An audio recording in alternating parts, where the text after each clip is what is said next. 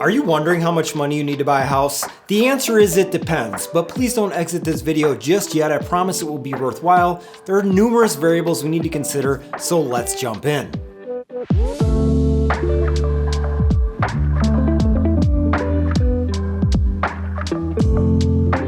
Hello, I'm Justin Campbell with eXp Realty and welcome back to the channel. Today we're diving into the specifics of how much money you'll need to buy a home. With so much detail to cover, I'm going to help you pin down the exact dollar amount. First let's just clarify, you're watching this video, you're likely in a good financial position to buy. This means you should have at least 2 years of work history in the same field, filed taxes reporting that income, and ideally you should not be currently unemployed. While I'll cover the pre-approval process in a separate video, today we're focusing on calculating how much money you actually need to purchase a home. And be sure to stick around all the way until the end for one secret tip that can help you buy a home with almost no money down. Typically, this conversation begins when a buyer is ready to make an offer, which brings us to earnest money. Simply put, earnest money is a good faith deposit. For a purchase agreement to be valid, there needs to be an exchange between the buyer and the seller. Think of it like a handshake. Both parties must make a commitment. You can compare it to situations in true crime stories where an exchange must occur for an agreement to be valid and for the criminal to be apprehended. The important thing to remember is that earnest money remains your money and will be credited back to you at closing. For example, if your total closing costs are $10,000 and you initially put down $1,000 in earnest money, you will only need to bring an additional $9,000 to closing. That $1,000 will show back up as a credit. If you cancel the purchase agreement within the contract's terms, you'll typically get your earnest money back. The only risk of losing it is if you decide not to show up at closing, or if you've offered non-refundable earnest money, which isn't usually advisable.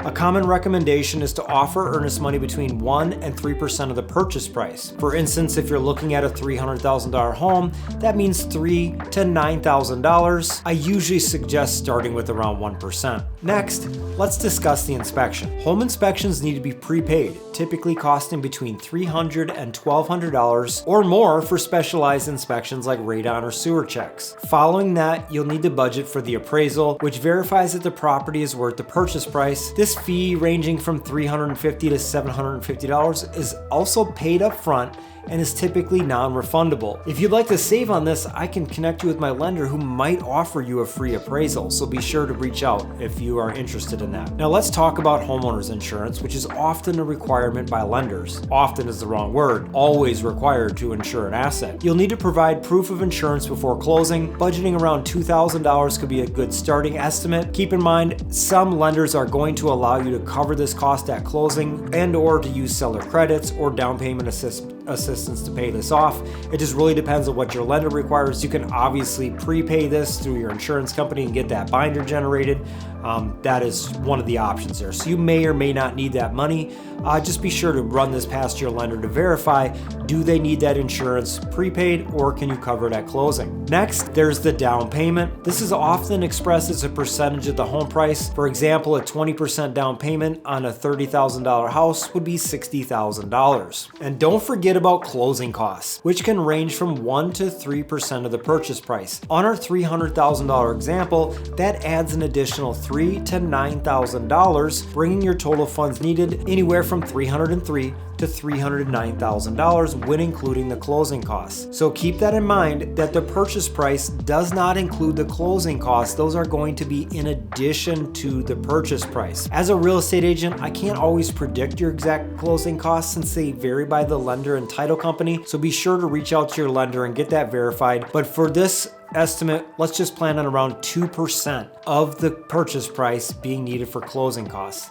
And last but not least, I promised you a little secret at the end, and that is the no money down option. Now, here's how you might purchase a home with little to no money down. You can apply for grants from state, county, and federal programs to cover your down payment and closing costs. Seller concessions are another option where the seller provides credits to help with your closing costs. So to recap, you'll typically need around $500 for the inspection, $500 for the appraisal, $2,000 for homeowners insurance, plus your down payment unless you're utilizing those down assistance programs. One final thing to consider is moving expenses. Everybody approaches this a little bit differently. Some people are more inclined just to rent a U-Haul. Other people want to use a mover. Be sure to include this cost. It can be a little expensive depending on how you do it. A rental truck, I think $150, maybe $300, but a moving company could be several $1,000s, so keep that in mind. If you found this video helpful, please just tickle that like button for me. And if you're thinking about buying or selling in the future, subscribe to the channel. It truly means a lot to me.